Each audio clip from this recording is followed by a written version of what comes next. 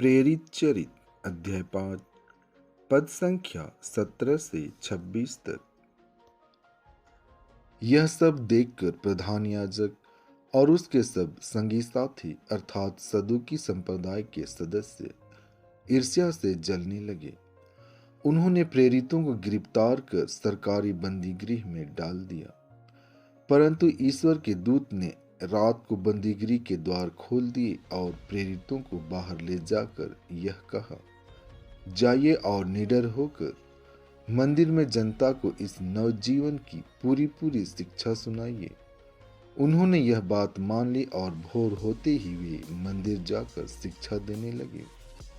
जब प्रधान याजक और उसके संगी साथी आए तो उन्होंने महासभा अर्थात इस्राएली नेताओं की सर्वोच्च परिषद बुलाई और प्रेरितों को ले आने के लिए प्यादों को बंदीगृह भेजा। जब प्यादे वहां पहुंचे तो उन्होंने प्रेरितों को बंदीगृह में नहीं पाया। उन्होंने लौटकर यह समाचार दिया, हमने देखा कि बंदीगृह बड़ी सावधानी से बंद किया हुआ है और पहरेदार फाटकों पर तैनात हैं, किंतु खोलने पर हमें भीतर कोई नहीं मिला। यह सुनकर मंदिर आरक्षी के नायक और महायाजक यह नहीं समझ पा रहे थे कि प्रेरितों का क्या हुआ है। इतने में किसी ने आकर उन्हें यह समाचार दिया, देखिए, आप लोगों ने जिन व्यक्तियों को बंदीगृह में डाल दिया वे मंदिर में जनता को शिक्षा दे रहे हैं। इस पर मंदिर का नायक अपने प्यादों के साथ जाकर प्रेरितों को ले आया। वे प्रेरितों को बलपूर्वक नहीं लाए क्योंकि वे लोगों से डरते थे कि कहीं हम पर पथराव न करें।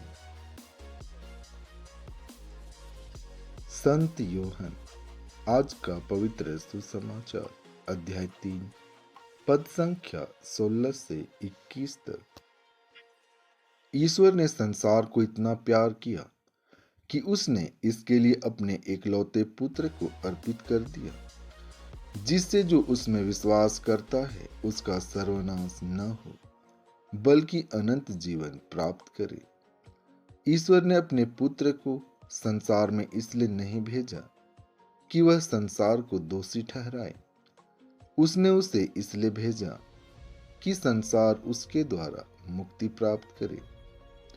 जो पुत्र में विश्वास करता है वह दोषी नहीं ठहराया जाता है, जो विश्वास नहीं करता वह दोषी ठहराया जा चुका है, क्योंकि वह ईश्वर के एकलौते पुत्र के नाम में विश्वास नहीं करता।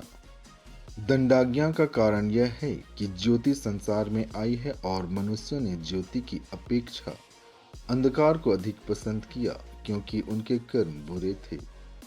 जो बुराई करता है वह ज्योति से बैर करता है और ज्योति के पास इसलिए नहीं आता कि कहीं उसके कर्म प्रकट न हो जाएं। किंतु जो सत्य पर चलता है वह ज्योति के पास आता है, जिससे यह प्रकट हो कि उसके कर्म ईश्वर की प्रेरणा से हुए हैं। आमीन।